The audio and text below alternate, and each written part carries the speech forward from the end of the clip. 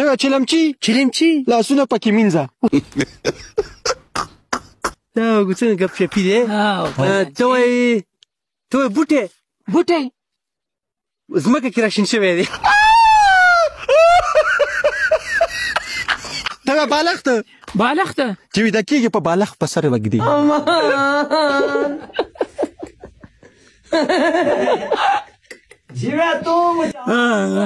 سارچه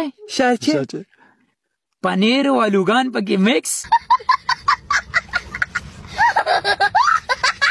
ته وایې خښته چې چا سره جنګ شو په دې خښته یې وله.